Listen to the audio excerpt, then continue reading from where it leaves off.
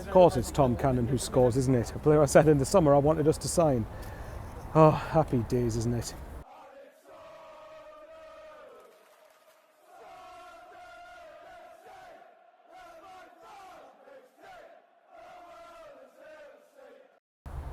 I've literally just started to calm down because I was raging in that away end when that goal went in.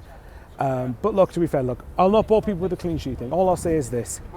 The thing I'll say on this before I get onto the missed chances, I don't want anyone telling me, well, if you don't take your chances, then that's what happens. No, it's not. Get a 0-0 then. Make sure you don't concede a goal, because I'm sorry, I'm getting quite fed up of hearing that now. Like, you can't just blame everything on missing chances and excuse poor defending at the other end. What 09 was doing in the build-up to it, I don't know. What Meffin was doing in the build-up to it, I don't know. Fair play from Tom Cannon. It's actually a really, really good finish. But, like, for me, we should never be conceding that in a month or Sundays. But, having said that, it's not just down to the defending. We missed a hell of a lot of chances. Mayenda, in particular, probably had the best of the chances second half. And Isidore had a really good one in the first half. And while I don't buy into the theory that that's what has to happen if you don't concede the chances, sorry, if you don't score the goals, rather, or don't score your chances. See, I can't even talk properly. Look, but it's no getting away from the fact we missed a lot of chances today. And I'm not going to slate Stoke for, you know, oh, well, they're celebrating they won the World Cup. It's a great win for them. It's their first win in, 10 or what? Typical, it has to be against us. Stoke, I will say this, man, you better not just do that against us. You better do that against Burnley, Sheff United and Leeds then.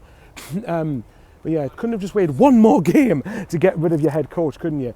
But either way, look, it's a great win for Stoke. I'm not going to sit here and, you know, just slate them or whatever else it is.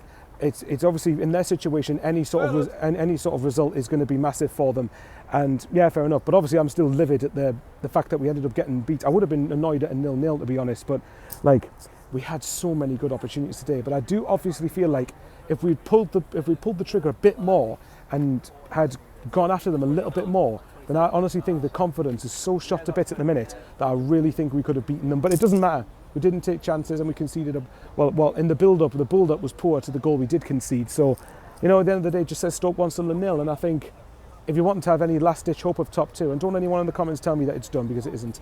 You know, if you want to have any last-ditch hope, you probably need to beat Sheffield United now.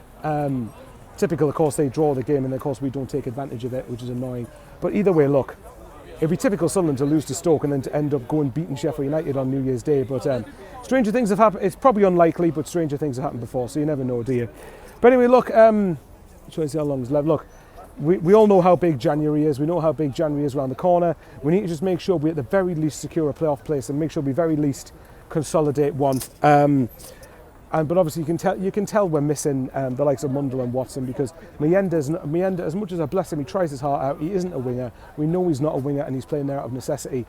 I thought Lebris was, well, I can't say too reactive to be fair, because he did bring him on with half an hour to go. But I did wonder why Roberts wasn't brought on at the start of the second half. But that's hindsight. I'm not going to really go in on Reggie Lebris for that.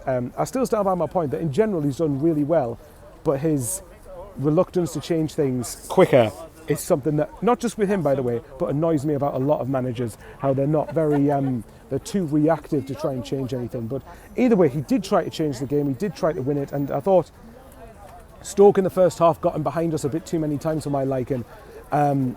Sunderland had some decent chances, and the first half wasn't that great. Second half we kind of stepped up a gear, but I felt like a lot of the stuff that Stoke did, as well good on them for doing the good they did in the second half. I felt a lot of it came from us being silly with the ball, a lot of us being poor in the final third, but you know, Stoke fans aren't going to care about that, and why should they care about it?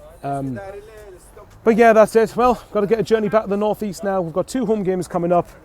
Let's see if we can respond properly against Sheffield United. And again, I will say this, can we please start defending better and start keeping clean sheets again? Because when you're not scoring your chances, keeping them at least gets you points, even if you don't win the games. But anyway, guys, I love you and leave you. Have a great end to 2024, guys. I want to get the next game right now, to be honest. But yeah, and we'll see you at the Stadium of Light on New Year's Day for the Sheffield United home game. And all the best for 2025. Hopefully for me personally, it's a lot better than 2024. But anyway, take care, you lovely lot. If you're watching and you're not a sub and you think I've earned it from you, then hit the subscribe button, like, comment, share the video around. That'd be greatly appreciated. And stay safe, everybody. Out with the lads.